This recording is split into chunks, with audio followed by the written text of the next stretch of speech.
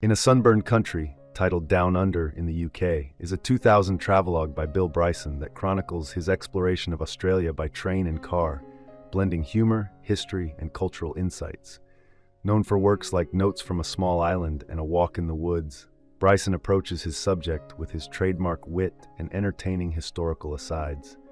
The American title is a nod to the famous Australian poem My Country by Dorothea Mackellar. The book recounts 3 separate trips Bryson takes to discover the real Australia, after only experiencing the country through previous book tours. He reflects on Australia's rich biodiversity, often overlooked on the global stage despite housing more unique species of flora and fauna than anywhere else.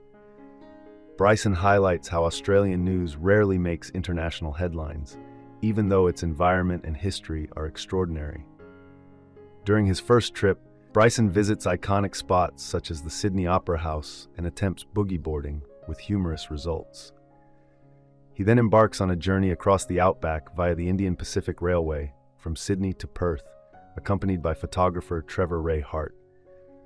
Along the way, he shares amusing interactions with locals and details landmarks like the Blue Mountains. Historical anecdotes about Australia's early settlers are interwoven into the travel narrative, presented in Bryson's light-hearted style.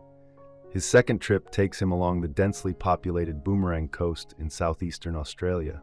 Here, Bryson delves into the continent's colonization history, noting the early explorers' confusion over Australia's vast size. The land was long mistaken for a small island until it was thoroughly mapped by James Cook in the 18th century, later becoming a British penal colony. In Adelaide, Bryson explains the environmental degradation caused by human error. Over a century ago, settler Thomas Austin introduced English rabbits for sport hunting, a decision that devastated the local ecosystem as the rabbits bred uncontrollably and ravaged the landscape. A 10-year drought followed, and the area has remained dry and barren ever since. On his final journey, Bryson reunites with friends in Melbourne. Along the way, he stops at a site advertising the world's largest lobster, expecting a live creature, but instead finding a colossal 56-foot metal sculpture of a lobster, to his great amusement. Later, Bryson visits his friend's country house in King Valley, where his friend Alan Howe discusses the region's ongoing problem with bushfires. These fires can spread rapidly, up to 55 miles per hour, and reach hundreds of feet into the air, causing immense destruction. Bryson and his friends also visit Glenrowan, the site of infamous outlaw Ned Kelly's last stand, where they watch a cheesy animatronic show reenacting Kelly's fate. The next day, they head to Alpine National Park to explore Mount Bogong on all-terrain vehicles with a park ranger.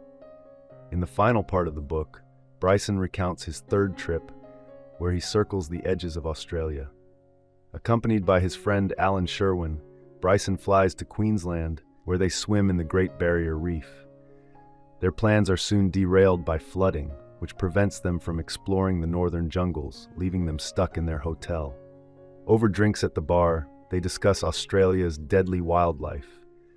Attempts to swim in the hotel cove are also thwarted. It's box jellyfish breeding season, and the waters are teeming with the dangerous creatures. Once the weather clears, they adjust their schedule and continue their journey. They visit Alice Springs, a desert town surrounded by striking orange and red rock formations. The town itself is a bizarre contrast, filled with chain stores like Kmart, surrounded by barren land. The following day, Bryson and Sherwin visit Ayers Rock, also known by its Aboriginal name, Uluru, a massive red monolith that rises dramatically from the flat surrounding landscape. After exploring Uluru, Sherwin returns home.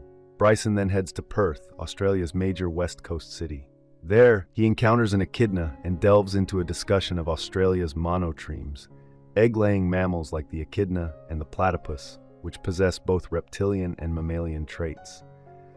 Bryson explains that Australia's extreme environment has fostered this unusual biodiversity, leading species to become highly specialized.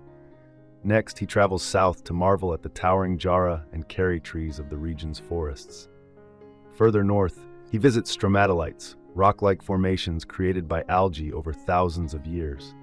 These ancient structures are among the earliest forms of life still in existence today. As Bryson notes, it's not the appearance of the stromatolites, but their significance that makes them fascinating. After this final remarkable stop, Bryson returns home. In a Sunburned Country received glowing reviews, with the Chicago Tribune calling it laugh out loud funny, and the Wall Street Journal praising Bryson's unmatched ability to deliver witty cultural observations. Since then, Bryson has authored more travelogues and popular nonfiction works, including A Short History of Nearly Everything, Bill Bryson's African Diary, and The Road to Little Dribbling, More Notes from a Small Island. I hope you enjoyed this video. Leave a like if you did, and be sure to subscribe. Thank you.